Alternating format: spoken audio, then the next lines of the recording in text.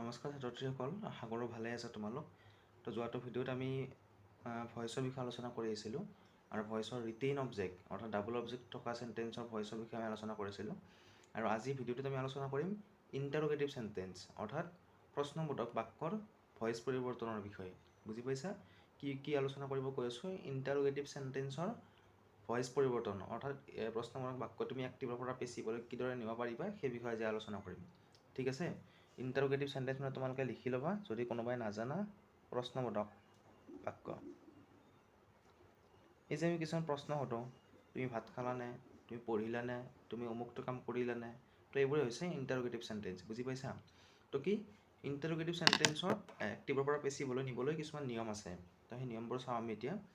ইণ্টাৰোগেটিভ চেণ্টেন্সৰ বাক্যক পেছিভ ভইচলৈ পৰিৱৰ্তন কৰিবলৈ প্ৰথমে বাক্যটো এছাৰেটিভ চেণ্টেন্স কৰি লৈ অৰ্থাৎ প্ৰশ্নবোধক নহয়বোধক মানে কি প্ৰশ্নবোধকটো আঁতৰাব লাগিব। এছাৰেটিভ চেণ্টেন্স কৰি লৈ তাক পেছিভলৈ পৰিৱৰ্তন কৰিব লাগে আৰু শেষত পেছিভ ভইচ কৰা চেণ্টেন্সটো পুনৰ ইণ্টাৰোগেটিভ কৰিব লাগে। বুজি পোৱা নাই যদি উদাহৰণকেইটা চোৱা, বুজি পাবা। এতিয়া কি দিছে, এইটো এটা তোমাক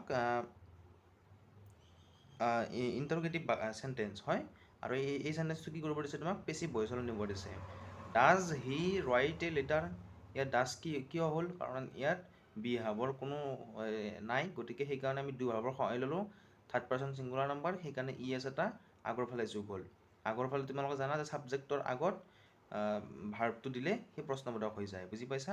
ডু হাবৰ সহায় ল'লোঁ, থাৰ্ড পাৰ্চনৰ কাৰণে আমি ই এছ যোগ দিব লগা হ'ল। Does he right a letter, আমি কি কৰিম, এইটো প্ৰথমতে এছাৰেটিভ কৰিম। এছাৰেটিভ কৰিলে কি হ'ব, প্ৰশ্নবোধকটো এই ডাজ ভাৱটো আঁতৰাব লাগিব। হি ৰাইটছ এ লেটাৰ, এইটো কি হৈ গ'ল, এইটো এটা উত্তৰ দিয়াৰ নিচিনা নহ'ল জানো? এইটো এটা কি হ'ল, এছাৰেটিভ চেণ্টেন্স হৈ গ'ল। পিছত কি কৰিম, ইয়াত এইটো অবজেক্টটো ছাবজেক্ট কৰিম, তাৰপিছত বিহাব দিম, মেইন ভাৰ্বৰ past participle form by him. এইটো পেছিভ ফৰ্মত আহিল, কিন্তু এইটো ইণ্টাৰোগেটিভ পেছিভ ফৰ্মত অহা নাই নহয়। ইণ্টাৰোগেটিভটো যদি আমি পেছিভ ফৰ্মত নিবলৈ কি কৰিম, এই ইজটো আগত আনি দিম। কাৰণ তোমাক মই ইতিমধ্যে ক'লোঁ যে প্ৰশ্নবোধক বাক্যত ভাৰ্বটো সদায় আগত আহে। Is a letter written by him. বুজি পাইছা? তো তোমালোকে ইমানবোৰ নকৰি যদি বুজি পোৱা দুশাৰীতে হৈ যাব, এশাৰীতে। Did he kill the tiger, ইয়াত কিয় ডিড মানে কি, এইটো পাষ্ট টেন্সৰ বাক্য। বুজি পাইছা? প্ৰশ্নবোধক বাক্য, সেইকাৰণে ডু ভাৰ্বৰ সহায় লৈছে।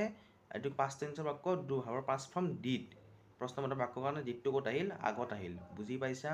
এই বাক্যটোত কোনো ধৰণৰ বিভাৱ নাই, সেইকাৰণে ডু ভাৰ্বৰ সহায় লৈছে। বাক্যটো হৈছে পাষ্ট টেন্সৰ, সেইকাৰণে ডু ভাৰ্বৰ পাষ্ট ফৰ্ম কি, ডিড। প্ৰশ্নবোধক বাক্যৰ কাৰণে ডিডটো ক'ত আহিল, ছাবজেক্টৰ আগত আহিল। Did he kill the tiger, আমি কি কৰিম, প্ৰথমতে এইটোতো অবজেক্টেই হ'ব, দ্য টাইগাৰ। যিহেতু আমাক এইটো পেছিভলৈ নিব দিছে, গতিকে আমি ইয়াতে বিহাভ কি ল'ম, ৱাজ ল'ম। কিন্তু বাক্যটো কি, প্ৰশ্নবোধক, সেইকাৰণে ইয়াত ক'ত আহিল, ছাবজেক্টৰ আগত আহি গ'ল।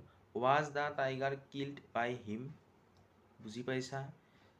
এইটো এটা আছে প্ৰশ্নবোধক বাক্য। প্ৰশ্নবোধক বাক্যটোত যিহেতু পাষ্ট টেন্সত আছে, সেইকাৰণে ডু ভাৰ্বৰ পাষ্ট ফৰ্ম ডিডটো ক'ত আহিল, আগত আহিল।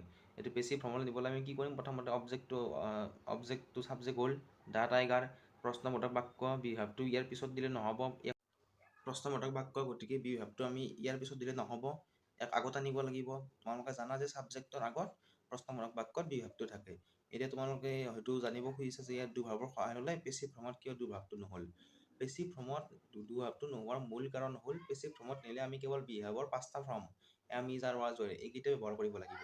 আৰু এইটো পাষ্ট টেন্সৰ কাৰণে এইটো কি হ'ল, ৱাজ হ'ল। Was the tiger killed by হিম।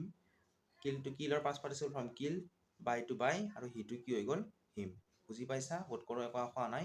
আৰু এটা এক্সাম্পল চাওঁ আহা আমি।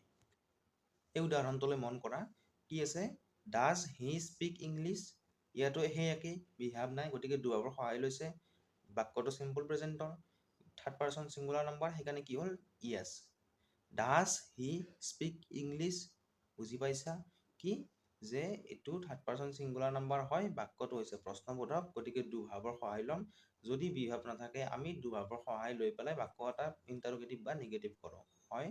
গতিকে বাক্যটো চিম্পল প্ৰেজেণ্টৰ, ডু ভাৰ্বৰ সহায় ল'ব লাগিব, থাৰ্ড পাৰ্চন ছিংগুলাৰ নাম্বাৰ, সেইকাৰণে ই এছ যোগ হ'ব ডু ভাৰ্বৰ লগত। কিন্তু বাক্যটো যদি প্ৰশ্নবোধক, গতিকে ছাবজেক্টৰ আগত আহিব ডাজ হি স্পীক ইংলিছ। বুজি পাইছা? এইটো যদি আমি পেছিভলৈ নিবলৈ কি কৰিম, এইটো ছাবজেক্ট হ'ব আহি পেছিভত, গতিকে এইটো প্ৰশ্নবোধক বাক্য ইজটো ইয়াত দিলে নহ'ব, গতিকে ইজটো ক'ত যাব ইয়াত আগত আগৰবাৰৰ দৰে সেই একেই ডু ভাৰ্বৰ সহায় এইকাৰণে লোৱা নহ'ল কাৰণ পেচিভ ফৰ্মত নিয়ম আছে যে বি ভাৰ্ব ব্যৱহাৰ কৰিব লাগিব। বুজি পাইছা? Is English স্পীকাৰৰ past participle form spoken বাই তাৰপিছত হিটো কি হৈ গ'ল হিম। ক'ত কৰোঁ বুজি পাইছা তোমালোকে? একো কোৱা নাই। যদি কিবা প্ৰব্লেম পোৱা মোক ক'বা, মই তোমালোকক সলিউশ্যন কৰি দিব ট্ৰাই কৰিম। আৰু ডেছক্ৰিপশ্যন বক্সত তোমালোকৰ প্ৰেক্টিছ শ্বীটখন দিয়া আছে, তাৰ পৰা তোমালোকে সেইখন ডাউনলোড কৰি সেইকেইটা সলিউশ্যন কৰিবলৈ ট্ৰাই কৰিবা। আজিলৈ এৰিছোঁ, চেনেলটো ছাবস্ক্ৰাইব কৰিবা।